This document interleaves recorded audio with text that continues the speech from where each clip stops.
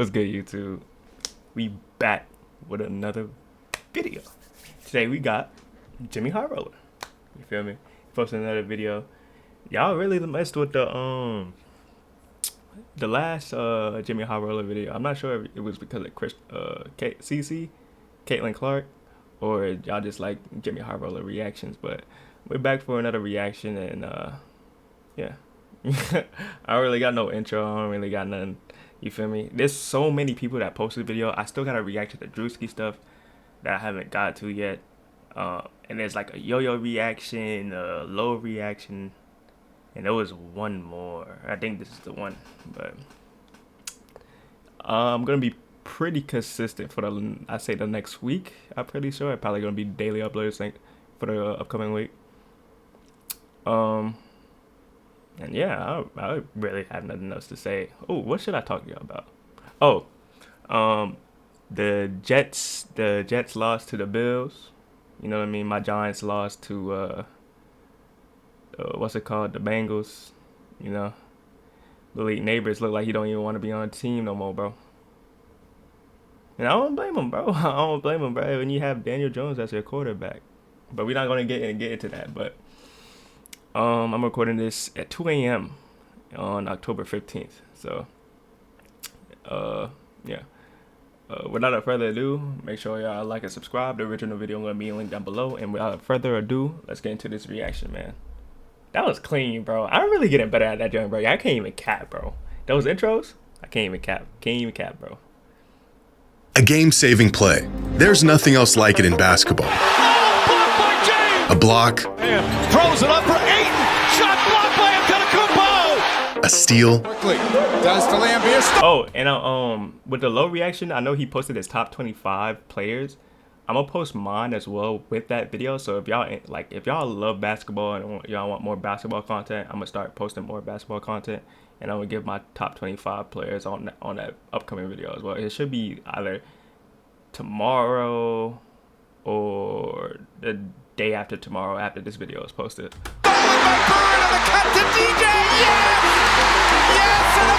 A game-saving shot. Is this the dagger? Bro, I remember watching this live. This Kawhi Butler video, I remember watching. Have you ever seen a life-saving play? Bro, I was at a restaurant when this junk happened, bro. I remember it like it was yesterday, bro. Like it was like a was it a Chinese restaurant? I'm not sure if it was a Chinese restaurant. It might be something. It was a restaurant, but they had that little old ass box TV in the corner, and I was squinting watching that joint, bro. And I thought he missed that first, and then he rolled back in. I was like, damn, like that's OD. This is I feel like everybody remember where they were at that moment. I feel like everybody remembers where they were. Riley, senior forward for the University of Alabama in the late 2000s, and he's playing in the SEC tournament. It's the biggest game of his life up to this point. Game on the line, down 3, with 2 seconds left on the clock. And he's about to hit a shot that not only nearly saved this game for his team, but quite possibly saved the lives of thousands of people. Riley for 3.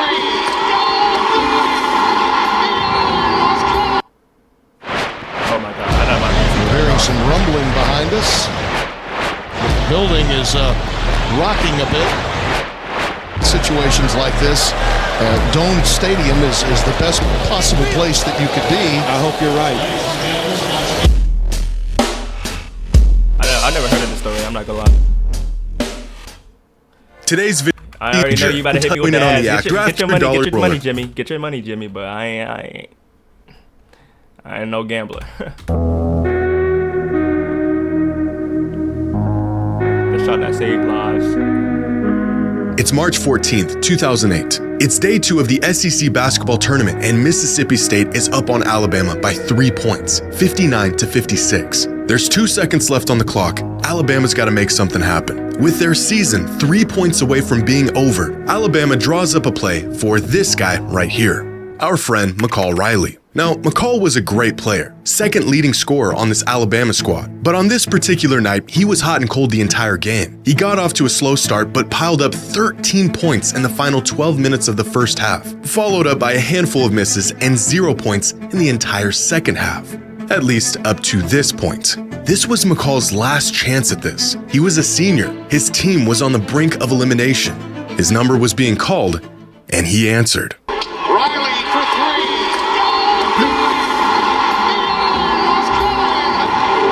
With their season on the line, McCall Riley rattles in a 3-point buzzer beater to send the game into overtime. The fans explode. Mississippi State is stunned. This game's going into overtime. But right as overtime tipped off, fans at home noticed that their TVs were becoming distorted. The broadcast signal of the game degrading and getting worse.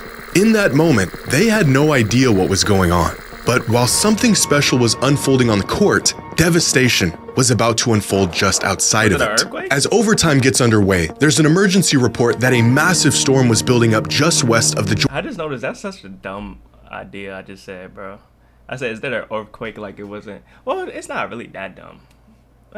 Maybe. Georgia Dome, where the game was being played. Within a few minutes, the storm had developed into an EF2 tornado with winds of up to 130 miles per hour. At first, fans and players within the arena were unaware of what was going on outside. But very quickly, the situation became apparent to everyone. Mississippi State basket. G is fouled by Stewart. That's a block. Oh yeah, and prayers for everybody that was hit by that storm in Florida. And we're hearing some rumbling behind us. There's some concern. The building is rocking a bit. The storm becoming so strong that it shook the arena and ripped through panels on the roof. Fans in attendance that night said it sounded like a freight train was ripping through the roof of the arena. Ben Hansborough, Mississippi State guard and brother of former Tar Heel and NBA player Tyler Hansborough, said he thought he was hearing a tornado or a terrorist attack. Which is quite an odd combination of guesses, but the man didn't know what was going on, cut him some slack. Officials had to stop the game as the tornado ripped past the arena and the surrounding downtown area. Fans quickly began to head for the doors, but the arena staff told them they needed to stay inside, because outside it was far too dangerous to even try to get out of the building. And within a few minutes, the tornado had passed through, causing more damage than the staff and engineers on site had initially thought. It wasn't until later that weather services were able to track the path of the tornado and its destruction, where they came to the bleak realization that this tornado came within just 100 yards of the arena, wiping out everything in its path downtown and causing $500 million in damage. Do you know how lucky you gotta be for that to happen, bro? Just imagine playing basketball and a tornado is like right beside you, bro, and it just goes past like whoo. You feel me? That's OD lucky, bro. I know they be talking about I know everybody that was there at that game was be talking to their kids, telling them, yeah, I was there. Oh my god, I thought I was gonna die. Da, da, da, da. I know they be telling that story to everybody they know. I know they be there's some people that be telling that like 24/7, be like, yo, we know gang. You told this story like 23 times already, gang. But that's not even the best part, bro. Look. And this is what happened. So the storm, right? We was in the stadium, but the storm went past the stadium. You know what I'm saying? The worst realization came a couple days after, when a body was found amongst the debris of the tornado, proving that this was a fatal event. But it could have been far more catastrophic. If McCall Riley did not hit his game-tying shot to send the game into overtime, nearly 20,000 fans would have exited the arena directly into the path, and at the exact moment the tornado hit, thousands of people would have been in danger. The downtown area that was wrecked by the tornado would have been filled with people. What could have unfolded in the following moments would have been devastating. But thanks to a buzzer beater, these fans stayed in their seats, safe and away from the storm. The game went into overtime, and the streets were essentially empty. An unbelievable sequence of events that undoubtedly saved the lives of countless fans in attendance that night. About an hour after the tornado had passed, the game resumed, and finding themselves in an eerily similar situation as they were at the end of regulation, Alabama went back to McCall for one last shot. This time, to win it all. And this time, he missed it. The kid was devastated, so close to leading his team to a playoff win and coming up short. McCall may not have hit the game-winning shot he was hoping for, but what he did do was something far greater. Because he hit possibly the first and only life-saving shot. And that, ladies and gentlemen, is the butterfly effect. when one seemingly insignificant occurrence has rippling effects, leading to some consequential event sometimes long after the initial event. And this is just one of many butterfly effects within the world of basketball that you have to see to believe. Nice transition, Jimmy. You're not slick, gang. I saw the transition. I saw the transition to make this video longer. You ain't slick, gang. I saw it. And that's what we call the butterfly effect. And then you push that agenda. Okay, Jimmy. I see it. Nearly 5,000 miles away from the US, Serbia has grown to become a hotspot for basketball talent. Despite their love for soccer and relatively small population, their influence over the basketball world has been a remarkable feat over the last few decades. And among the countless young Serbian hopefuls looking to make a name for themselves. From Serbia?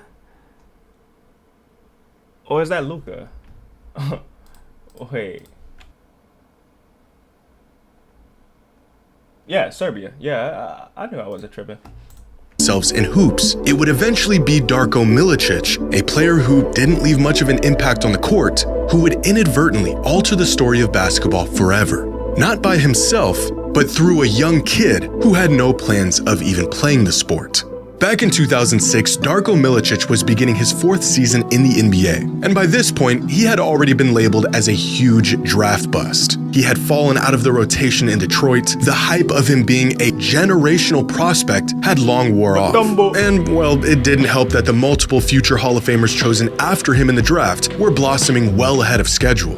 On the court, he wasn't really able to offer the Pistons much at the time. But off the court, Darko had the opportunity to offer a fellow Serbian everything. That same year, Jay Smith, assistant coach of the University of Detroit Mercy, was looking for players to fill his roster. One of the players he had his sights on was a 6'6" forward out of Serbia named Nemanja. Smith offered the kid a scholarship, but moving across the world to play basketball in the US was a massive leap for the young prospect. He could take the scholarship and make the move, or he could stay in Europe and take a shot at a career in professional basketball. Uncertain about what decision he should make, Nemanja got in touch with a friend and fellow Serbian-born player who had already made a similar transition from his home country to play basketball in the States, Darko Milicic. Now, Milicic not only assured Nemanja that he should take the opportunity, he also took him into his home and gave him time to acclimate to American life without being on his own.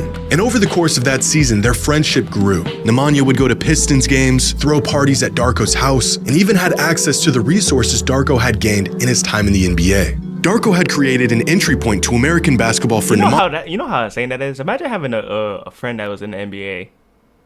Or like a family member that's in the NBA and you want to go hoop and stuff like that, and your dream is to go hoop, and you have the facilities of an NBA court and gym.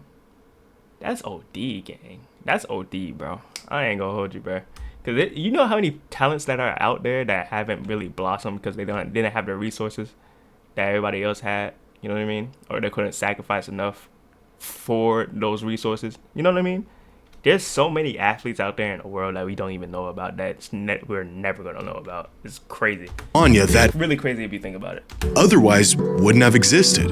Unbeknownst to him, nearly a decade later, his generosity would aid another young Serbian prospect with his journey to the US. After finishing his college career, Nemanja played 1 season in the Premier Basketball League in the US before moving back home to play professionally in Serbia, where he played his last season in 2012. A relatively unremarkable career to most fans, but one that sparked inspiration in his younger brother, Nikola. Growing up, Nikola Jokic was always interested in basketball, but it was never really his calling. As we all know now, horses and horse racing are where his true passion lies. By the time Nikola had become a teenager, he was competing at the amateur level in horse racing, pursuing the sport as more than just a hobby. In interviews, Nikola has stated that growing up, racing was always a priority over basketball.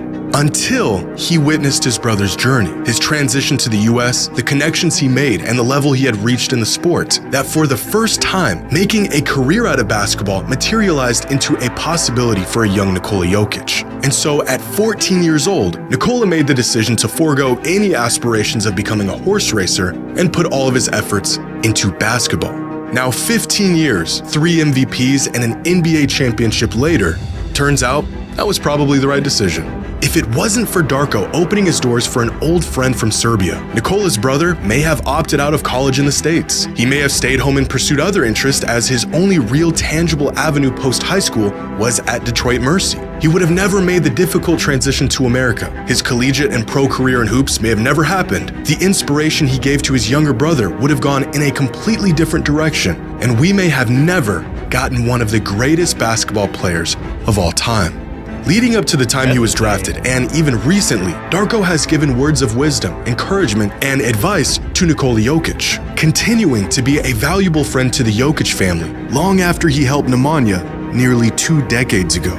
After 10 years in the NBA, Darko Milicic retired a champion with 10 solid seasons to his name. He never shook the label as being the guy that shouldn't have been drafted second overall in one of the greatest draft classes ever, and although he never gave fans quite what they were expecting coming into the league, he gave us something a whole lot better. One of the greatest players to ever touch a basketball. That's insane. That's insane. Oh, there's more? I was not expecting there to be more, but I'll take it. More, hey, shit. But this one doesn't have a transition. Come on, Jimmy, do better. Sorry, now let me stop.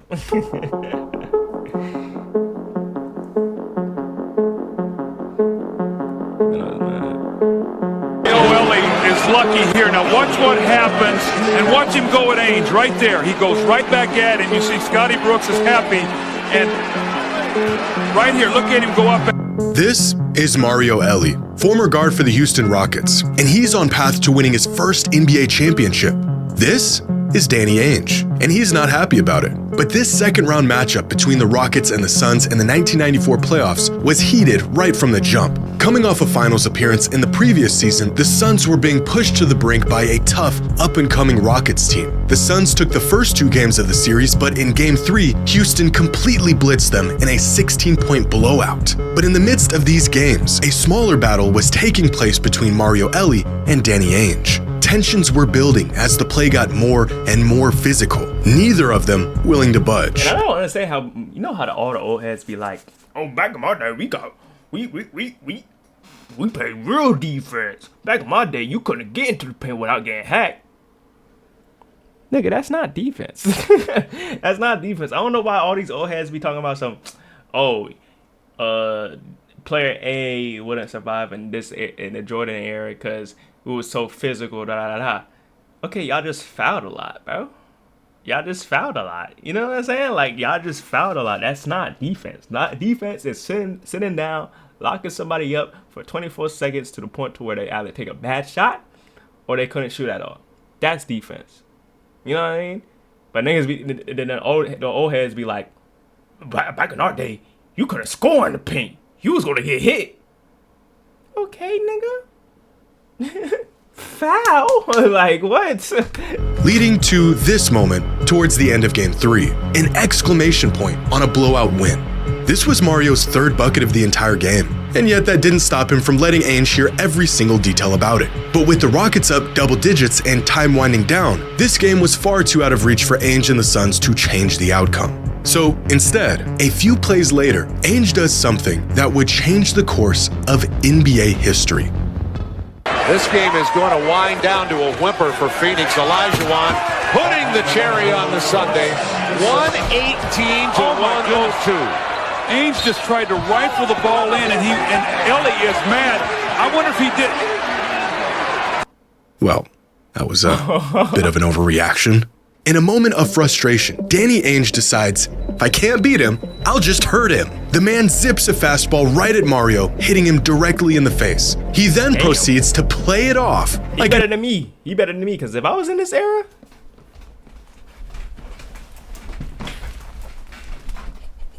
that's gonna be me, bro. Now knowing that there's barely any more if it was barely consequences for fighting back in the day, everybody was throwing hands back in the day. Yo, I'll be like that. Look at Draymond. Just imagine Draymond, place Draymond in this generation. He'll fit right in. He'll fit right in. No cap. He'll be throwing hands left and right, throwing haymakers. You feel me? In this situation, if I get a beam, you feel me? You talking shit to whoever, right? And they take the ball out of bounds and they beam a basketball to your head. I'm fighting. You want to do that? I'll pick up the ball. Two. That's me. He better than me. Mario better than me. It was an accident. Ainge took the low road and beamed the guy when his guard was down. And this one decision changed the direction of this entire series. If the win in Game 3 didn't give the Rockets enough motivation, seeing their teammate get sniped by a notoriously dirty player was enough to get them going. Little did Ainge know, this decision would have much greater ramifications. Because watching all of this take place was this guy, Robert Horry, aka Big Shot Bob, aka the man with more rings than Michael Jordan. And Horry was appalled by Ainge's actions. So much so that from this day forward, Horry despised Ainge and his dirty tactics. Years later, Horry even went as far as saying he hates Danny Ainge, and he wasn't afraid to let everyone know it. Fortunately for him, the next season, Danny Ainge retired from the NBA, where he could no longer bother Horry or anyone else. Until the Phoenix Suns hired him to be the assistant coach the very next season in 1996. But the changes within the Suns organization that year did not end with the coaching staff. They were also looking to part ways with their superstar, Charles Barkley. So on August 19th, 1996, just 3 months after Ainge's hire, Phoenix traded away Barkley to the Houston Rockets for Sam Cassell, Chucky Brown, Mark Bryant, and Robert Horry. 2 years after that fateful inbounds pass, the guy who Horry hated so much was now his coach. And as you might expect, this did not last very long. Despite their now professional relationship, Horry was not going to hide his feelings about Ainge. Practices were heated, games were even worse. And just 30 games into his time with the Suns, Horry's disdain for Ainge was put on full display for the world to see. Just imagine you absolutely hate somebody and then the next day they're your coach. And you gotta listen to what this nigga gotta say. Oh nah. That's OD, gang. That's OD. On Sunday night, he did this to his coach, Danny Ainge. In a moment infamously known as the towel throw, Robert Horry tosses a sweaty towel in Ainge, his coach's face, completely dismissing him in the process. Look at the disgust on Horry's face. He really did hate that man. And in that moment, there was absolutely nothing Ainge could do about it. What punishment could possibly be enough for such an action? After serving a 2-game suspension for the towel episode, Robert Horry was supposed to be back in the Phoenix uniform tonight. Instead, he's LA bound. 72 hours later, Robert Horry was no longer on the Suns. An unbelievable coincidence of a transaction, considering Ainge said the trade had nothing to do with the towel incident. The team Horry was traded to, a young, rising team in the Los Angeles Lakers, who signed Shaquille O'Neal and drafted Kobe Bryant just 6 months prior. And it was in LA where Horry would grow his legend as one of the biggest clutch shot makers in NBA history. Shots that were the deciding factor in championships, and plays that solidified the legacies of both Shaq and Kobe during their three-peat. If Danny Ainge doesn't rifle a pass at Mario Elie, Robert Horry never grows to hate the man. There's no tension between the two of them. Horry never throws the towel, and he never gets shipped off to the Lakers, completely altering and very possibly preventing a three-peat championship run half a decade later. That's so deep. All I like of this that because Mario Elie got a tough bucket and Ainge had to crash out in the final moments of a playoff game that was already decided. Years later, Robert was asked if he regretted throwing the towel or if he would change anything about that incident. A changed man, Robert said, "Yeah, of course. If he could do it all over again, he would have thrown a brick." And that is the butterfly effect. When one person's actions spur a series of events that leads to something much bigger. Hey, he said it on business though. I ain't gonna hold you. He said it on business. Oh my god. W episode, Jimmy. W. Bro said you gonna throw a brick. That's OD. But nah, cool little reaction, cool little video. Just spinning some shit with y'all. You know what I'm saying? I know y'all like the JxmyHighroller video, so I'm gonna push this out. Should be out this today. I'm probably gonna edit this today and post it. Yeah, I have nothing else to say, bro. I don't have nothing else to say. See y'all in the other reactions. Make sure you check out the other videos that I'm finna post throughout the rest of the week. It's gonna be consistent uploads. A whole lot of people been uploading. And oh, scary games is coming, bro. Scary games is coming, bro. I got a whole lot of scary game content that I'm finna post. I want to see if y'all gonna like that. And oh, I also have another thing, bro. For anybody that records and does OBS, right? Oh, if you don't care about this part, you can exit out the video. But does anyone know, like, cause my Xbox does 120 hertz, right? And my monitor, it does like, I think like 260 hertz or something like that. But every time I try to record on my OBS for Rainbow and I set my Xbox to 120 hertz, like it just glitches out. I can only record on like a 60 hertz, bro. And 60 hertz feel like shit. I ain't gonna hold you. Like 60 hertz on Rainbow feel like complete garbage, bro. I ain't gonna hold you, but I've been trying to figure out a way to like record on 120 hertz, and I just haven't been able to like figure it out, bro. So if anyone has like a suggestion, to leave it down in the comments or something like that.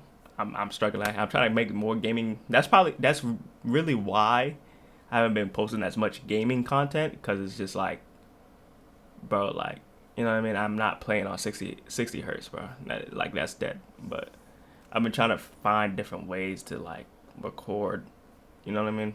But other than that, make sure y'all like, subscribe. The original video gonna be a link down below. And without further ado, I'll see y'all in the next video, man.